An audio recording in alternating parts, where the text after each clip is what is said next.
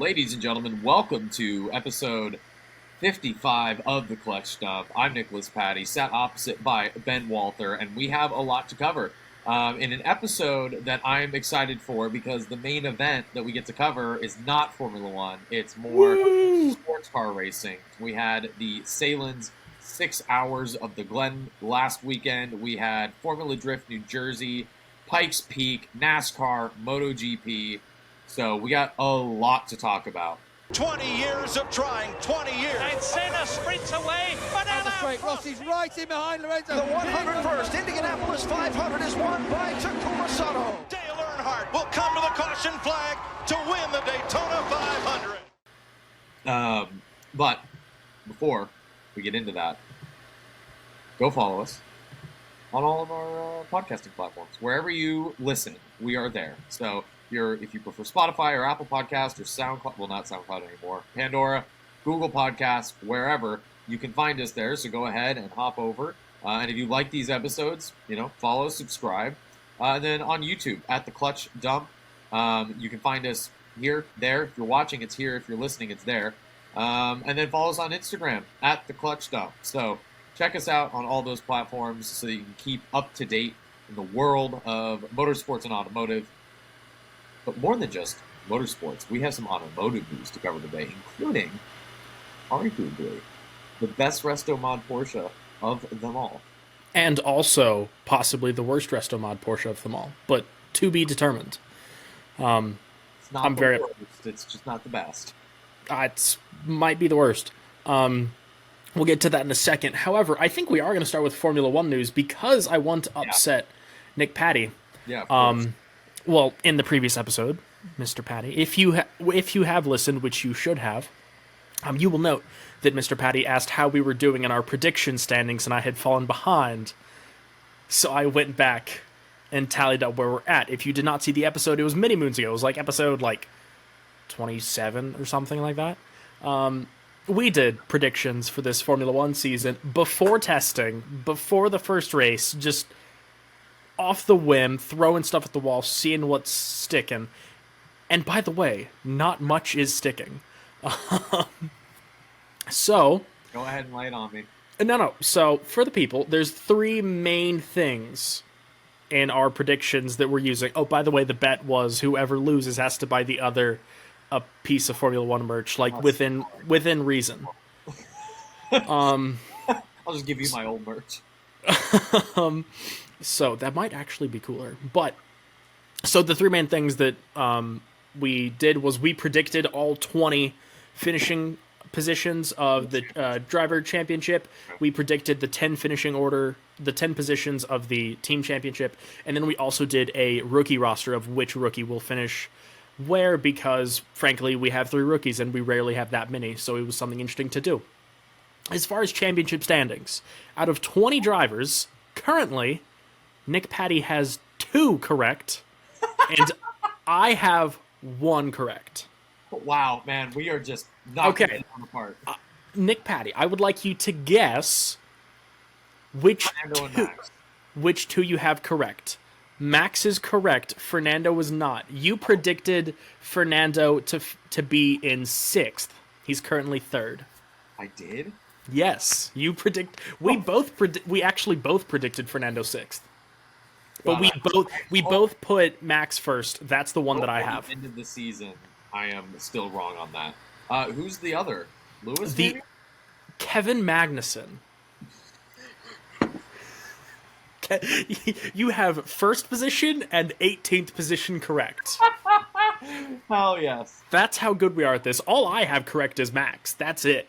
I need to tag Haas of Cards in this video. We're frankly doing so he can horrible. In the Constructors Championship, Nick... We both have Red Bull right. Nick has 0 correct. Did I not say Red Bull was going to be first? You did not. You said Ferrari was going to be first. Wow. Nick has 0... Contrarian? I think it's kicking me in the ass right now. Nick has 0 correct in the team championship. I have 4 correct in the team championship. Oh. So, I have Red Bull Mercedes 1 and 2. I have Alfa Romeo 7th, and then I also have AlphaTauri 10th. If Lance Stroll was just better at driving a damn car, you wouldn't have 4, you'd have 3, but... This is true, and to be fair, so I'd like it noted, I put Red Bull first, you put Ferrari first, you put Red Bull second, we both put Aston Martin 4th, which is almost true. You put Haas last, Haas is currently 7th. Let's see, which one? I put Alpine 8th, you put Alpine 7th, Alpine is currently 5th. I mean, like, we're really doing outstanding. Yeah. I mean, I put McLaren 5th, they're currently 6th. Actually, we both put McLaren 5th. If McLaren does a bit better, we might both have that one. Yeah. And then in the rookie roster, we guessed where they would sit in the points. I think we both said Logan Sargent first, just because he's American, and we're both wrong. Nick got 0 correct. I have 1 correct. We're not even halfway, so honestly, it doesn't even matter. It really doesn't matter at this point. But for the rookie roster, I put Logan Sargent first, Nick DeVries second, Piastri third. Nick put Logan Sargent first, Piastri second, DeVries third, and currently... What's up? Isn't DeVries doing the worst out of the rookies, or is it Logan? No, Logan Sargent is doing the worst out of the rookies. Logan Sargent is last, DeVries is second, Piastri is first. So currently, Nick Patty has 2 correct overall. I have 8 correct overall. I hate losing, so I have 6 overall. I can't do maths. So that's where we're currently at. Just figured we'd update y'all on that because Nick... We need like in each episode, we need a counter, like in the top left, where it's like, Ben, 6, Nick, 2, and then it changes each weekend when there's a race. Yeah, we can do that. I can make that happen. Well, in that case, then it's going to come out 2 weeks from now, so you might as well just not... Well, no, because... Overpromise, Ben. Let's not overpromise. Well, I'll do it for Formula 1 episodes. I like it. Which we don't have today, so I don't have to. No, fantastic. Well, speaking of not having F1, let's just jump into the 6 hours, and we can walk through that pretty quickly. Well, you can walk through it pretty quickly because I didn't watch 1 minute of it. Sorry, I need the caffeine before I tear into Watkins Glen. So, absolutely. 6 hours of the Glen, IMSA, in case you didn't know. So we had Le Mans, WEC, 3 weeks ago. And now this is the first race since Le Mans for IMSA. So, green flag, Augusto Farfus in the number 24 BMW, wrecks. First corner, first lap, totals it. Then the GT field was waved green with a stranded car on track. And so there were safety concerns over whether or not the green flag should have been waived or if the start should have been boycotted. So then there was a full course yellow after that. 15 minutes into the race, Rick Ware Racing LMP2 car loses a left front wheel in turn 1. Like it just gone right off. There was a mechanical black flag for the number 10 Wayne Taylor Racing car for the left rear tire being below the minimum tire pressure, and that's going to be a recurring theme. Nick Tandy was navigating traffic pretty poorly at the beginning in his number 6 Porsche, allowing Pippo Durrani, the 31 Cadillac, to close in. Rexy crashed into turn 9 and finished the race, but with a lot of damage. There was a lot of turn 11 drama with LMP2 cars 33 minutes into the race, and there were more concerns over IMSA's flagging policy. So there were 3 or 4 cars that wrecked going into turn 11, which, in case you don't know, is the final corner. And there were cars coming full speed around a blind corner with the Armco, not seeing those cars there. And it was only by the insane skill of the drivers to avoid an accident. And so, again, Townsend Bell and everybody up in the booth, Calvin Fish, were calling, like, whoa, where is the yellow?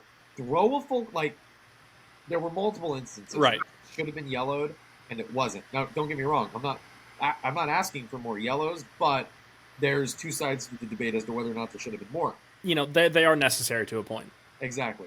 The number 42 Lamborghini GTD car wrecks entering the boot. Bourdais wrecked in between turns 10 and 11, so that's after the left-hander before the final right-hand corner leading onto the front straight. He was also he was trying to avoid a GTD car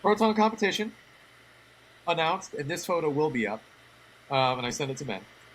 They are running a Porsche 963 privateer car, and it is the official WeatherTech sponsored car. It is red, white, and blue, and it is an absolute beauty.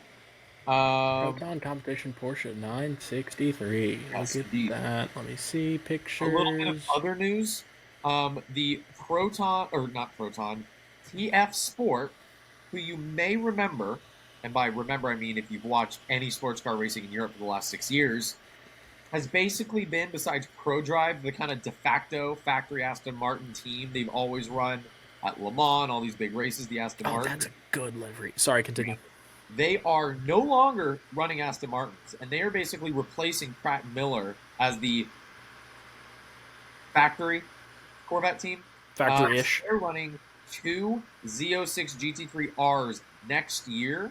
Sick. Which is important to note because this will be the first year that WEC is running real GT3 cars. Yep. And the Corvette was built as a real GT3 car. Yep. So this should theoretically somehow make it closer, even though the Corvette was already a great car in GTE, so whatever. It's a different set of rules. They make a bit less power and have a bit less aero. So, other sports car news. Mustang unveiled its GT4 Good-looking car. competitor. I actually think the GT4 looks exponentially better than the GT3 car. It looks more like a 650, at least.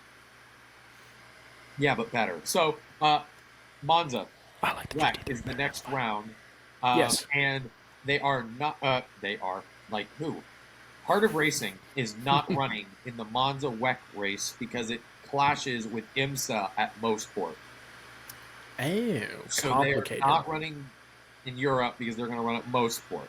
So if you tune in to Monza expecting to see Heart of Racing in the Aston Martin, you're not going to see them. They're going to be here in the state, well, not in the state, in North America, running Right. Canada. Nick Patty's that. What was the next? Maybe. What? Well, okay, you can move on to some. I've just got to figure out what the next IMSA race is because I think there's one coming up next weekend. I don't Hold know. on. I should know, but I don't On the know. schedule. Okay. While Nick's doing that, I'm going to talk about Formula Drift New Jersey because we did have the 4th round of the. This weekend? What are the dates for this weekend? For this weekend, it's going to be like the second and okay. first and second. So 2 weeks from now, Uh-huh. July 7th and 9th is the Chevrolet Grand Prix at Mosport. Cool. That weekend is also WEC at Monza. Got it. Okay. Sports car news. Complete. Moving on to Formula Drift New Jersey at Englishtown Raceway. It was the 4th round of the Formula Drift season. We are halfway through. Formula Drift is a pretty short season because it's still amateur motorsport, even though some are like manufacturer backed. It's still amateur motorsport, so it takes a while. But was actually probably one of the most interesting weekends of Formula Drift I've watched in a long time. Frederick Osbo, who is your defending Formula Drift champion and a 3-time Formula Drift champion, qualified P1, but was knocked out in the first round in top 32 due to an incomplete run. Basically, the problem is they're drifting on an oval that through the center of the oval is a drag strip, which complicates things because they drift from concrete and then they drift onto concrete covered in rubber. Right. And these cars are making 1,200 horsepower, and so they were having a lot of problems with going from side bite to forward bite and all those issues. So Frederick Osbo had an incomplete run, which basically meant whatever the result was going to be, it was going to be incredibly interesting. Sure. But the man of the weekend is Adam LZ. If you are on YouTube, you've probably seen Adam LZ. He's incredibly popular right now. A lot of people don't like that he's in Formula Drift. He basically bought his way into the sport. However, to be fair, he personally has more followers than Formula Drift. So for the sport, it was incredibly good. It could We're just really happy for our sport. Right, it could do no harm to the sport. A lot of people, no one in Formula Drift, basically people outside of Formula Drift were upset about it. No one in it was, because like they're all kind of friends. Like everyone in Formula Drift likes each other for the most part. So everyone was like, yeah, Adam's fine. But Adam LZ was the man of the weekend. He was 32nd in the championship going into this weekend. That's 32nd out of 35, by the way, because it was low. Well, he's only running half the season. He's only running 4 events because RTR, the team that he races for that races S650 Mustangs this year, they have 4 drivers but 3 cars per event. Is it racing or competing? Because it's not based off time, it's based off points, right? This is true. I guess it would be more competing than racing. They have 3 Mustangs competing. They have Mustangs doing the things. Doing the skids. 2 cars full-time, Chelsea DeNofa and James Dean. And then the third car is split 4-4 between Adam LZ and Von Gittin Jr., who is the founder and owner of RTR. So Adam LZ, this was his second race of the season. Qualified 11th, his highest qualifying position, and then he beat both of his RTR teammates in competition. He finished first in the event. He won the event. It's his first FD win ever. Well done, Adam LZ. And he is now 13th in the championship. Wow. Because he had he had 16 points going into the weekend. And if you win an event, you get 100 points. So he bumped way up. Your finishing order, Adam LZ, Simon Olsen, and Matt Field. Well done to Simon Olsen. This is his second place he's ever had. And well done to Matt Field, because that now bumps him to the lead of the championship with 256 points, as he did win the first round, and he leads the championship from Chelsea DeNofa, who I mentioned earlier, and Frederick Osbo, who are both tied with 215 points. That's going to do it for Formula Drift news. Nick Pat, speak, because it's the only bit of Porsche good news. Only bit of Porsche good news. Well, real quick, I am going to go over the results of the Pikes Peak International Hill Climb.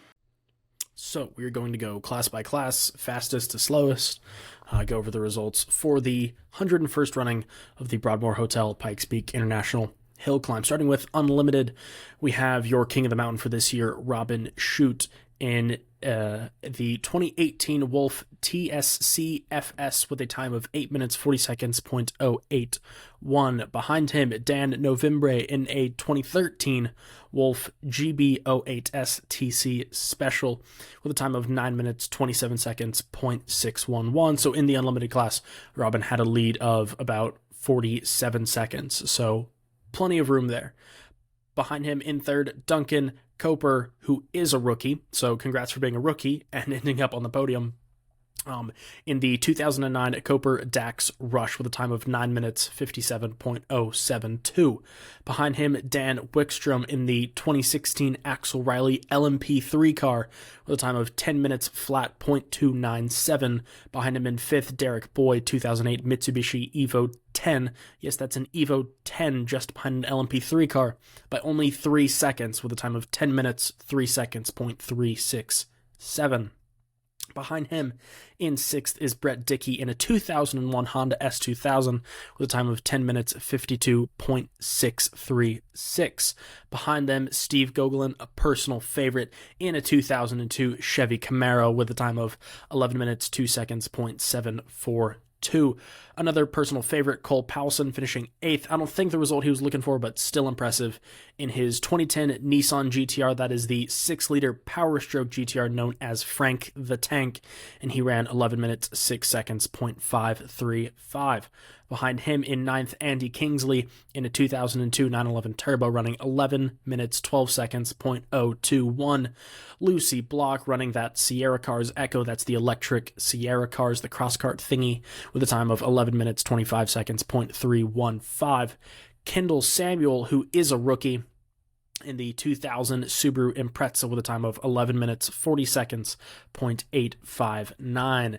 Dan Oberg, another rookie, in a 2018 Volkswagen Polo R WRC car. That's a pretty stout car for a rookie to be running, with a time of 11 minutes 58.496. Now, the people who finished 13th and 14th in the Unlimited class did not finish. Paul Gerard in a 2016, November Kimral Special DNF'd, and Merle Swan, who was a rookie in a 2006 Swift 16. That is a modified Formula Atlantic car. That is a handful of a car for a rookie to be driving. Moving on to the Pikes Peak Open class. That is, Romain Dumas is at the top step for the Pikes Peak Open class in that Supervan 4.2 with a time of 8 minutes 47.682. He is your second fastest man overall, just behind Robin Schut in the Wolf. Rafael Astier, who is in that 2018 Alpine A110 GT4 Evo that we talked about in a previous episode, ran a time of 9 minutes 17.412. James Clay in third in a car that I really like, super crazy looking, full-time attack arrow, 1995 Bimmer World E36 M3 with a time of 9 minutes 20 seconds, .433. Pretty impressive to be 3 seconds behind a factory-backed program. Jimmy Ford in fourth place for Pikes Peak Open, finished 15th or 16th overall in a 1994 Ford Bronco with a time of 10 minutes 7 seconds, .261. 37 seconds behind him was Rob Holland in fifth in a 2022 Porsche Cayman GT4 RS Club Sport. I'm sure Nick is thrilled about that, with a time of 10 minutes 37.499. Cam Ingram in sixth position for Pikes Peak Open in a 2017 Emotion Engineering built Porsche GT3R Twin Turbo with a time of 10 minutes 43.476. Matus Huska in a 2010 Audi TTS ran 10 minutes 53.755, landing them in seventh. David Hackle in a 1983 Audi Quattro, very hill climb of them, with a time of 11 minutes 2.742. David Mayer in a 2016 Palatov D2 TT ran a time of 11 minutes 6 seconds, .202. Kevin Murdoch in 10th was in a 1991 IROC Camaro, a man of taste, running 11 minutes 11 seconds, .399. Trevor Awida in a 1984 Audi 4000, not the car I'd pick, but still super cool, ran a time of 11 minutes 15 seconds dead, 11:15.000. Pretty impressive time. And Cash Singh in a 2017 Mustang GT ran 11:54.613, landing them 12th. And Satoshi Yagi, who is a rookie, in a 1990 Toyota Starlet EP82, ran a time of 12 minutes 33.959. He landed 13th. That will round out your finishers for the Pikes Peak Open. Dan Awida in his 2012 Mustang Boss 302, that's a crowd favorite, did not finish. And Dai Yoshihara, a car I was super looking forward to seeing in his 2005 Honda S2000, did not finish. Moving on to the open wheel category, that is the second smallest category we have behind the Porsche Cup category. Cody Vaschholz setting a new class record in his 2013 Ford Open Vaschholz Custom with a time of 9 minutes 19.192. He beat the previous record by, I think, almost 20 seconds, and that record was actually held by his dad. Silas Montgomery, who is a rookie, another rookie landing on the podium, super impressive, in a 2007 MFG Road Course Sprint car. This is a rowdy-looking car, ran a time of 9 minutes 55 seconds, .993. Dave Carpeton, who you might know as Texas Dave. He has a rally school down here in Austin, Texas. Pretty famous guy. Has been running Pikes Peak since he was, 17, I think. Ran it in a NASCAR. Ran it this year in a 2023 Sierra Alpha. That is the Hayabusa-powered version of that Sierra Echo that Lucy Block was in. He ran a time of 10 minutes, 4 seconds, .665, finishing off the podium for open wheel. Andrea Mitraska in a 2014 Apexoset. That's a difficult name. That's an open-wheeled Miata, by the way. Ran a time of 10 minutes, 26.697. Rodney O'Malley in a 2018 O'Malley Special Spec V3. Ran a time of 10 minutes, 42.071. Behind them is Earl O'Malley. I'm not sure which one's father and son. I'm sorry. Don't know that off the top of my head. Was in a 2015 O'Malley Special Spec V3 with a time of 11:59.050. That is, a minute and 15 seconds behind Rodney O'Malley.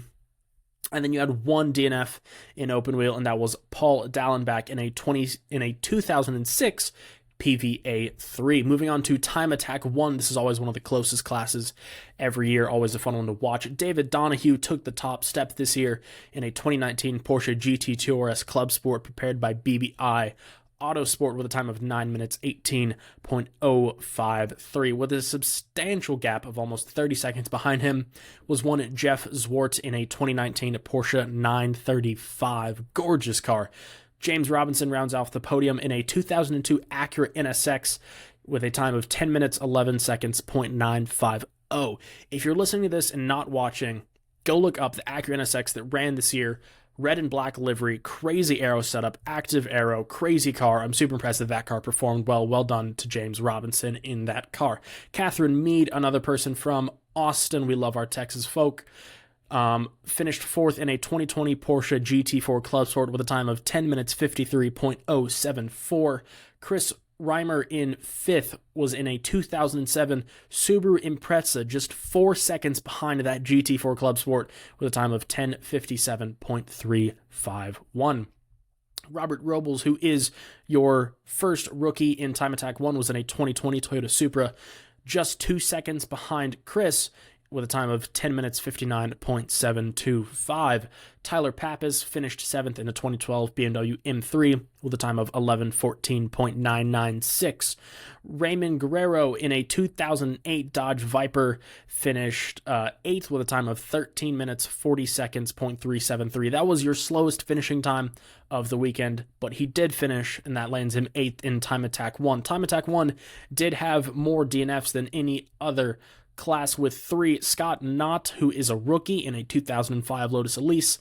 Clint Vaschultz, who is the dad of Cody Vaschultz that I mentioned in Open Wheel, was running a 2018 KTM Crossbow GT4 Evo. And Ben Ryan in a 2006 Mini Cooper S, who was also rookie, did not finish. Moving on to our final class, Exhibition. This is a class I always look forward to. There's some usually really cool stuff in here. And speaking of really cool stuff, Tanner Faust P1 in the Radford Type 62-2 Pikes Peak Special, probably the best looking car of the field, looks gorgeous, and he murdered that class with a time of 9 minutes 37.326. Behind him, Randy Popst, who is no slouch of a driver by any means, in the Unplugged Performance Model S Plaid with a time of 9 minutes 54.901. Reese Millen, one of the veterans of the sport, this was his 27th run up the mountain, was in a bone stock 2023 BMW M8 and ran a time of 10 minutes 12 seconds .024, and that is a new production car record by some 7 seconds. Gregory Blacken ran a time of 10 minutes 25.071 in his 2023 Radical SR. That is a diesel swapped car, and that is a new overall diesel record for the mountain. Previous record was Scott Birdsall, who, let's see, what was his time? 11 minutes 24.065. So that's a minute and 12 seconds faster than the previous record. An outstanding time by Gregory. A car I was looking forward to watch run was Mad Mike Woodette, who finished 5th in his Turbo 4-rotor 2022 Mazda 3 hatchback. Crazy car. 10 minutes 34.980. Congrats on finishing, Mike. Lou Bouchier in a 1996 Fab Car Porsche 911 finished 6th with a time of 11 minutes 9 seconds .611. In 7th, Jordan Guitar in a 2021 Acura TLX Type S with a time of 11 minutes 12 seconds .164. Gardner Nichols, who is a rookie, in 8th in a Rivian R1T, yes, the pickup truck, finished in a time of 11 minutes 23 seconds .983. Lonnie Unser in a 2023 Acura Integra ran a time of 11:34.709. Paul Hubers, also in a 2023 Acura Integra, ran a time of 12 minutes 8 seconds .535. And Robert Prelika is going to be your last finisher for the exhibition class in a 2023 Ford Shelby Super Snake Sport. Yes, that is the single cab F-150 Shelby truck.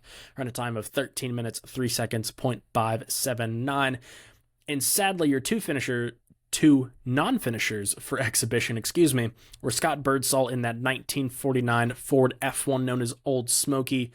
That car was probably fast enough to take the record. I don't know if it was fast enough to catch the Radical, but it was fast enough to beat his old record. He did not finish. And Matt Mullins in a BMW XM That was the BMW Motorsports backed car. He did not finish. We will talk about that later in the episode. Those are going to be your results for the 2023 Broadmoor Hotel Pikes Peak International Hill Climb. Just a little context for people who aren't familiar with the Pikes Peak International Hill Climb. They go up a hill. They go up a hill. It's very old. This is the 101st running of it. For context, it's 12.44 miles and 156 turns. For context, the Nordschleife is 12.9 miles and 154 turns. So a bit longer, but 2 less turns than Pikes Peak. And if you're wondering how much slower it is, the current record at Pikes Peak is 7 minutes, 47 seconds. A lot more windy bits. That's in a Volkswagen IDR. A lot of hairpins. That's in a Volkswagen IDR driven by Romain Dumas in 2018. And the Nordschleife record is in the 919 Evo driven by Timo Bernhard. And that is a 5-minute 19. So 2.5 minutes faster on the Nordschleife than the Nürburgring, and it is 0.5 of a mile longer. So just some context if you're unfamiliar with this race. Now, fantastic Pikes Peak because last year was kind of terrible. There was a lot of fog. They ran super slow. Like the fastest time was like 9 minutes and 50 seconds or something. It was super slow because they had fog and they couldn't see. And there were like drivers who were slowing down, unbuckling, and like wiping off their windshields. It was so bad. Gorgeous weather this time. Fantastic. It was snowy up top, but not on the roads. So we saw 7 records fall this year, which is super impressive.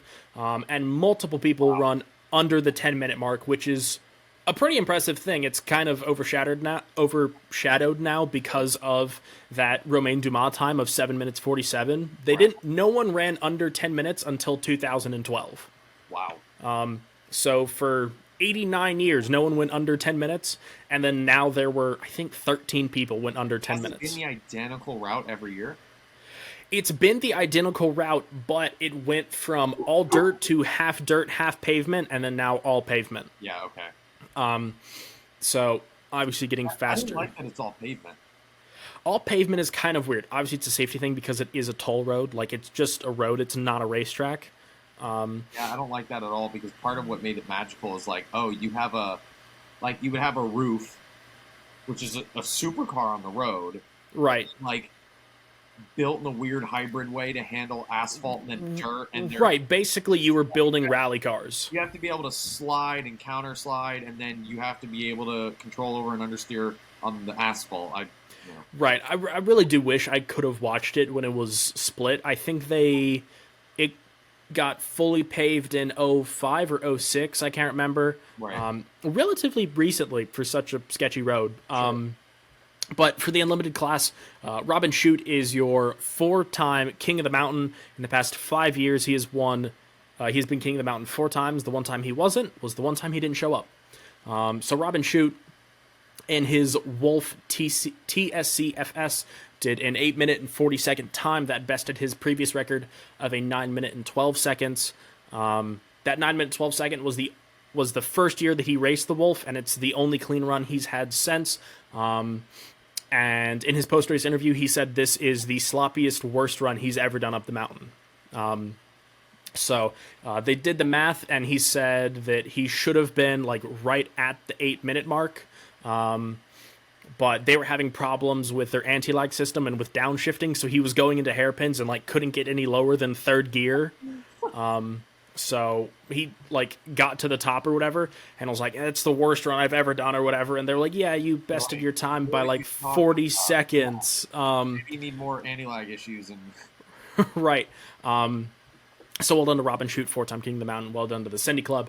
Second place for Unlimited class, Dan Novembre, also in a Wolf. It's started out as the same Wolf as what Robin Shute is in, but with a different motor. It's actually a 2.7 liter V8 based off 2 motorcycle engines. Sounds awesome. Revs to like 11,000 RPM. And he ran a 9-minute 27 second, 0.611, which when he ran, it beat the previous naturally aspirated record up the hill of a 9-minute 35 in some change. Just for Cody Vaschel, who we'll get to in a second, to go even faster later in the day. But well done to Dan Novembre. He did say he's going to swap out that 2.7 for a 3.5 and try to go for that record. And then Duncan Coper in the 2009 Coper Dax Rush was 3rd in Unlimited with a time of 9 minutes and 57 seconds. Pikes Peak Open, this is where things get pretty interesting. I'm a bit more interested in this class than Unlimited. In the Pikes Peak Open class, Romain Dumas in Supervan, 4.2 technically, which I watched a walk around of that. That's not a van. Ran a time of 8 minutes and 47 seconds.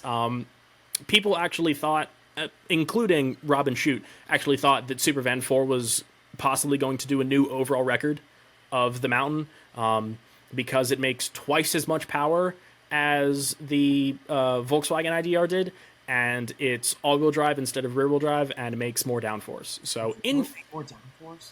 It makes, so that van weighs 3,600 pounds and makes 4,200 pounds of downforce. Slower. Wow. That van makes more than its weight in downforce. Right, but that it's slower. Van makes its weight in downforce.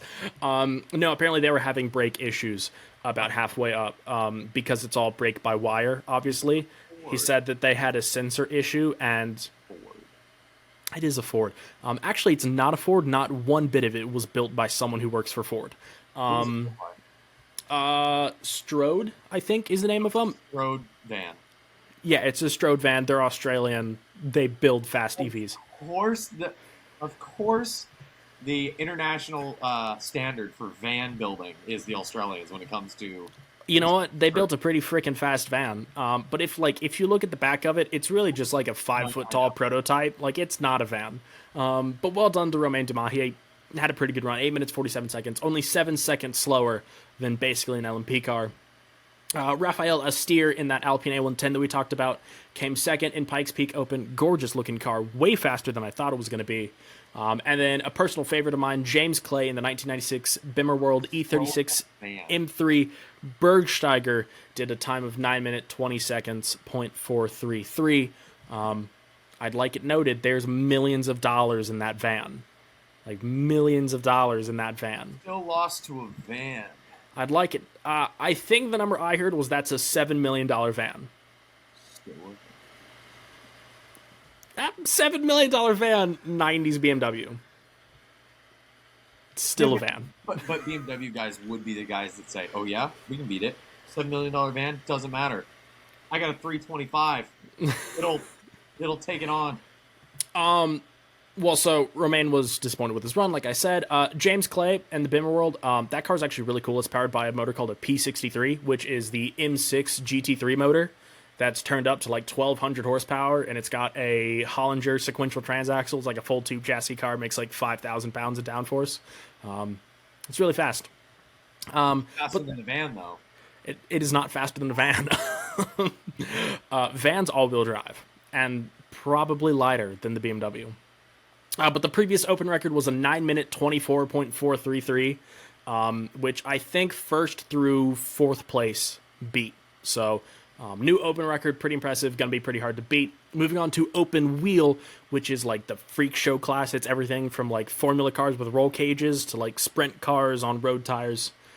Cody Vaschholz is your open wheel record holder now with a time of 9 minute 19.192.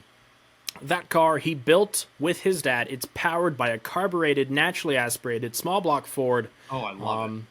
And the previous open wheel record was Clint Vaschholz, his dad, in a modified Formula Ford at 9 minutes 35.490. So well done to him. Yeah, that Silas stuff is a freak show. It's so stupid looking. It's awesome. It sounds cool though, and it's really fast. In fact, it's faster than a BMW. Silas Montgomery, who is a rookie, so rookie on the podium, well done, in a 2007 MFG road course sprint car, which is a sprint car that they stuck a bunch of aero on, and apparently it's really fast in 9 minute 55. And then Dave Carpetian, I think I got that wrong, which is probably why he goes by Texas Dave. We love Texas Dave. Which is probably why. Well, Texas Dave has a school called Rally Ready in Austin. Gotcha. And apparently is actually an outstanding driver, and he drove a 2023 Sierra Alpha and ran just over 10 minutes. Moving on to Time Attack 1, this is the class that Nick is interested in because on the top step of the podium, won David Donahue in a 2019 GT2 RS built by BBI. Super cool car, gorgeous car in the Brumos livery, looked fantastic. followed by Jeff Zwart in one of the best-looking Porsches ever, was in a 2019 935, and then James Robinson, in a car that I was very interested in, 2022 Acura NSX. This car was a Yokohama-sponsored car and sponsored by Acura. It had like crazy active aero on it, and the nose was super long. It was a wacky-looking car. I'm impressed it worked, but well done. And that time from David Donahue is a new Time Attack 1 record. Moving on to exhibition class. 935. I know the one you're talking about. Wow. Mm-hmm. Yeah. What? Huh? What? The 935? The Jeff? Yes. Well, I didn't know it by name, but when I looked up photos, I'm like, oh, this one.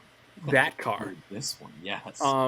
Which, like, the best part about that car is the reason he gets to drive that is it's a guy that he coached who raced in the Porsche Cayman GT4 Cup last year. It's his parents own that car. And it's like, hey, we don't ever drive it. Do you want to take it up Pikes Peak? And obviously he's a sane person. So he said, yes, I'll take your $1.5 million 911 up Pikes Peak. They make a model of it. Of the Jeff Zwart liveried one? That's pretty cool. Moving on to exhibition, Tanner Faust was on the top step of the podium in the Radford Type 62-2 Pikes Peak Special. Awesome car. So happy it worked. Ran a 9:37.326. Very respectable time. Randy Popes came second in the Unplugged Performance Model S Plaid. Thankfully, this year went better than last. If you know, you know.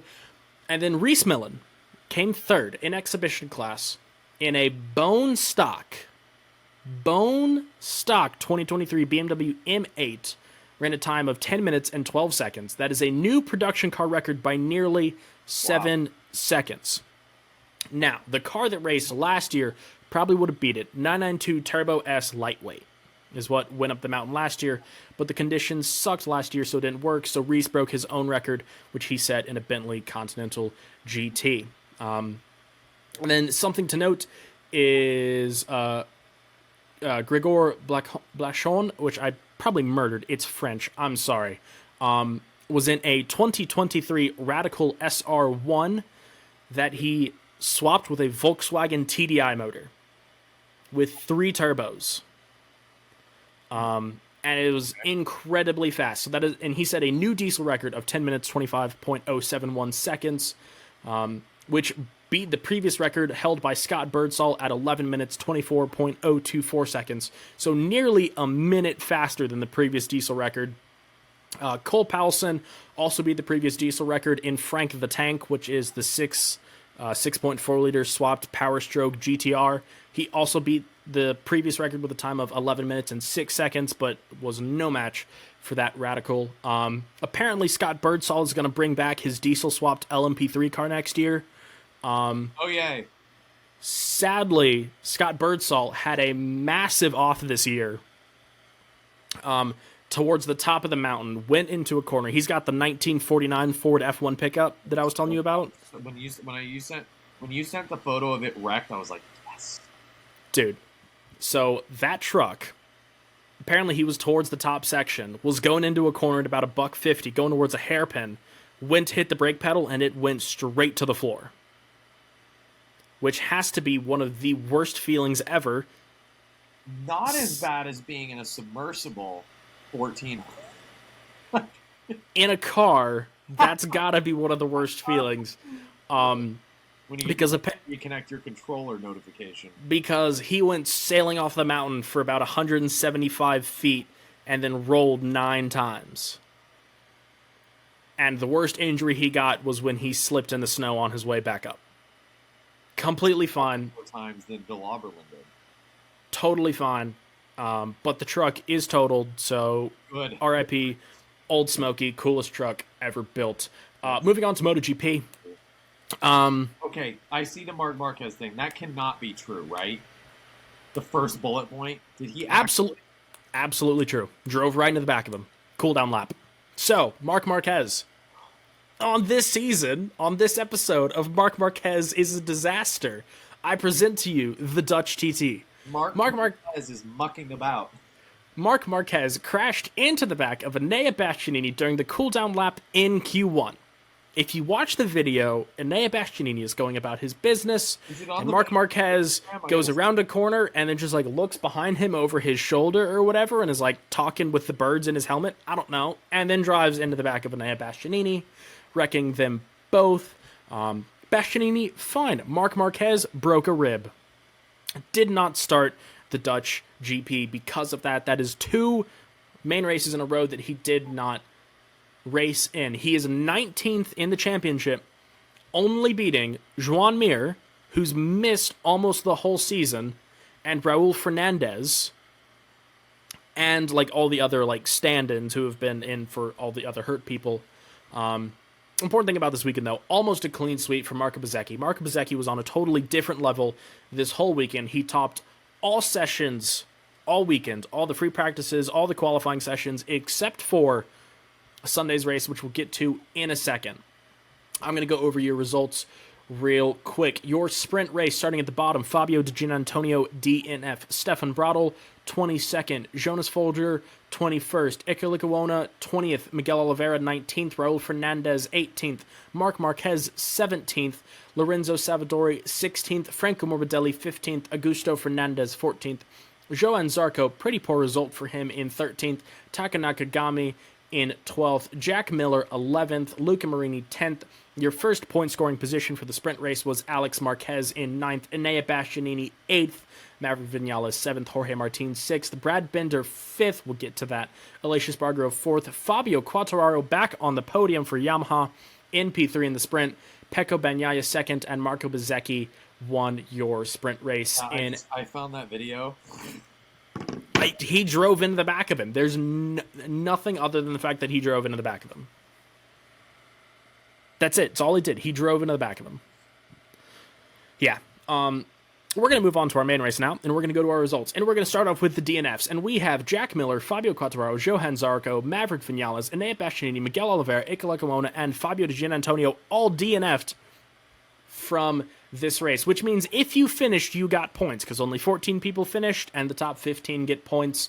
Finishing 14th, Jonas Folger, Stefan Bradl 13th, Raul Fernandez 12th, Lorenzo Savadori 11th, Augusto Fernandez 10th, Franco Morbidelli 9th, Taka Nakagami 8th, Luca Marini 7th, Alex Marquez 6th, Jorge Martin 5th, Brad Binder 4th, we'll get to that in a second. Yes, because it's drama. Aleix Espargaro 3rd, Marco Bezzecchi 2nd, and Pecco Bagnaia in P1, extending his lead to 26 points in the championship. Now, Brad Binder. Poor Brad Binder. Now, in the sprint race, Brad Binder crossed the line 3rd. However, he received 3 track limits warning and was given a 3-second time penalty. Now, how this happened, this is because the final warning happened on the second to last lap. Now, what happens if you get 3 track limits warnings, you take a long lap penalty. But because it's the chicane right before the straight, no, they weren't able to tell him, hey, long lap penalty, so he was just given a 3-second time penalty, which bumped him from 3rd to P5. That was his final result for the sprint race. That's a shame. But the main race, he did it again. Crossed the line 3rd, another podium spot, and received just 1 warning. Just 1.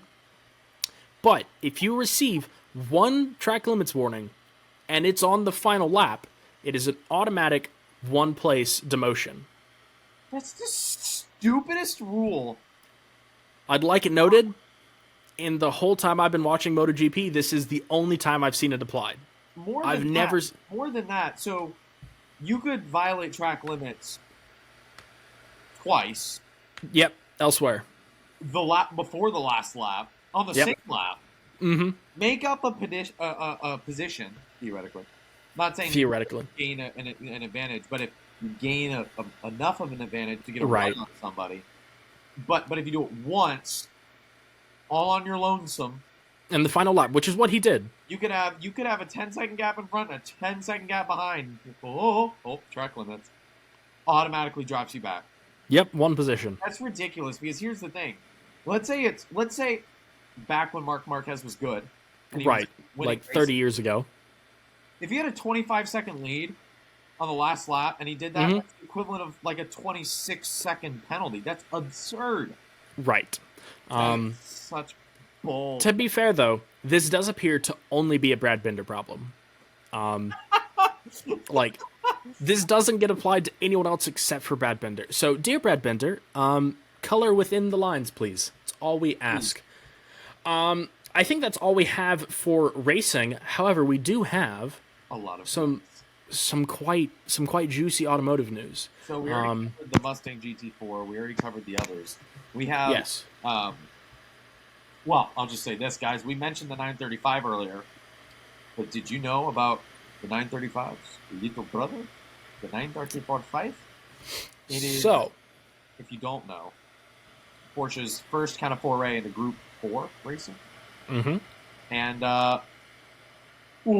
let's just say it's one of the best looking cars they've ever made. Now, Singer decided that they wanted to take on, after the Turbo Steady, something a little beefier, a little bigger. Mm-hmm. And so Singer decided that they're going to make their version of the 934.5. The thing with buying a Singer 934.5 is you could probably buy a real Daytona competing or Le Mans competing 934.5 for the cost or less of what it'll cost you to get a Singer. Ben will have photos at some point, somewhere. In this here now.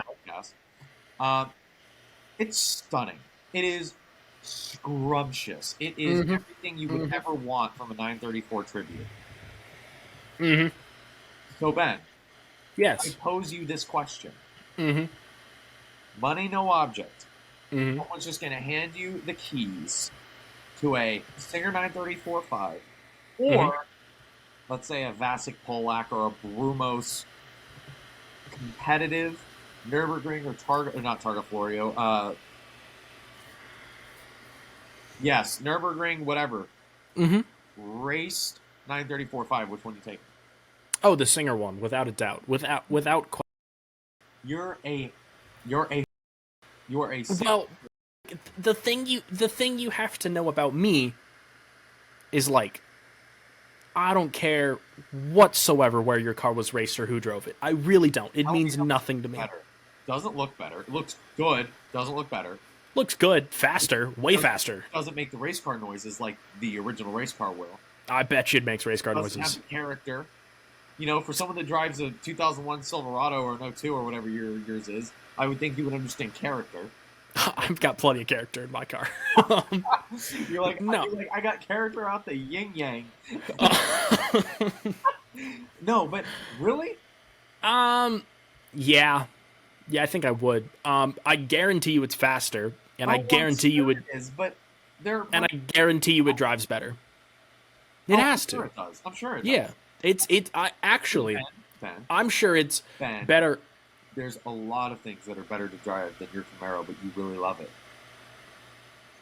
I mean, I love it because, like, for the money, it's about it. But, I mean, like, I don't know. I think Porsche built the 934.5, right? Yes. Which means you can make them infinitely better. Because that's the purpose of cars, is to make them better than manufacturers built them. No. Absolutely. Wrong. Correct. So, I think this car looks fantastic. I think the orange one, which is what we're going to have pictures of up here, looks great. You know what they should have done on the other one? They should have just given it the flat whale tail that the IROC RSRs had and some of the 934s had. I'm gonna drag into our little docs of a photo of what I'm talking about. I wish they just extended the quarter panel spoiler just all the way across. They could have done that too. Just do that. That would have been so simple. Yeah. Because here's my problem with this car. I'm talking about the goldish car, by the way, now. Yes. So if you're looking at pictures of this, audio listeners, I'm talking about the gold car now, okay? Now, the motto of Singer, which this is why I love Singer. Singer might be my favorite car company on the entire planet. Go ahead. Singer's motto is everything is important. Apparently, except for the design of the rear of their cars. Because this looks atrocious. It's horrible. The rear end of an original Panamera, better than the back of that car. This is horrible, dude. It's horrible. I can't stand it. Also, Kind of the bold wheel. claim. Also, the wheels are directly off of a GT2 RS. They might be the same wheels, in fact. They look the same. They're way too big. They're like no, Great. wrong, incorrect. No, but I agree. No.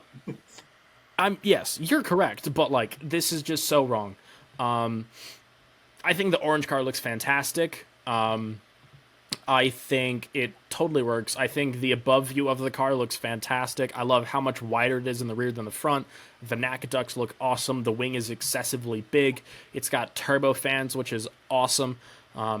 If you look at it, you think 934.5. If you actually look at a picture of a 934.5 and compare the two, they look vastly different. Because this is... Well, but like this is like a molded wide body, whereas that is like a bolted on wide body. Sure. The splitter on the front's bigger. The wing on the back of this is bigger. Like it's a bit different. So Ben, to maintain your intellectual integrity here, you said the purpose of a car is to to take it and then make it better. So if you got a Singer, would you mod it? If so, how? I mean, yeah, but I would like take the air conditioning out and I'd put stickers on it. I'd make it worse effectively. Like passenger seat out, air conditioning out, radio out. Like I'd turn it into a 934.5. So real quick, is what I'd do. Docks. So docks. I put the Interscope 934, which I would take over the Singer 934 every day of the week. And great, love it, fantastic, looks gorgeous. So on the silver car, though, they should have made a Singer version of just this whale tail, and that's on a 934, and it would have been completely like honest, like it would have stayed fine to the car. Would have been fine. Yeah, they just didn't. I'd like it noted though. I don't have a problem with it because it's a duckbill with like 935 fenders, so I'm kind of a fan. But no, the duckbill is good. The 935 fenders are good. I just don't like that there's a 5-foot gap between the wing and the fenders. Like, you could have done better with that, and the wheels are horrible. The motor is a work of... confirm are horrible. The motor is a work of art. Also, real quick, sidebar, side pipes, big fan. Yes. Side exits, not side pipes. I'm sorry, but the motor is a work of art. So it's based on the DLS motor, which is the 3.8 liter 4-valve air-cooled motor that they twin turboed. It makes 700 horsepower. It's the most powerful car Singer's ever built.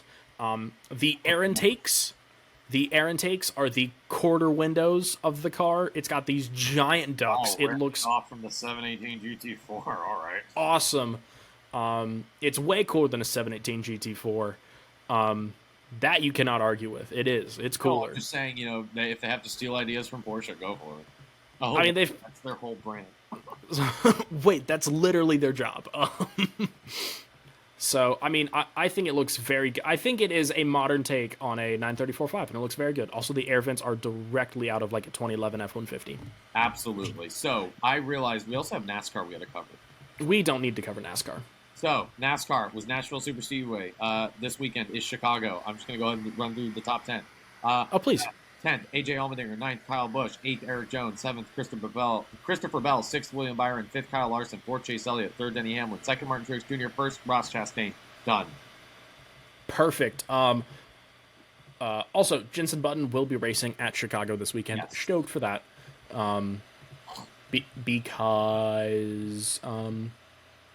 Because road course and actual road course street circuit. But yeah, that's about it. Nick, I think that's going to about do it for episode 55. I think we've done a jaw-dropper... Ruined it. All good till the end. Jaw-droppingly good job of being on time, and then I couldn't get the word out. Threw it away. If you would like to take me home West Virginia country roads, please do. I can do that if you've made it this far. Thank you so much for listening. Make sure you go follow us on whatever podcast platform you use. We're on all of them. Make sure you follow, make sure you subscribe, make sure you leave a rating and a review. It helps us reach a bigger audience. If you're on the YouTubes, make sure you subscribe, make sure you turn on the notification bell, make sure you like and share this video. Comment down below whether you think the Silver Singer looks good or not. By the way, the correct answer is no, that's going to do it from us here at the Clutch Dump for episode 55. We'll see you next time.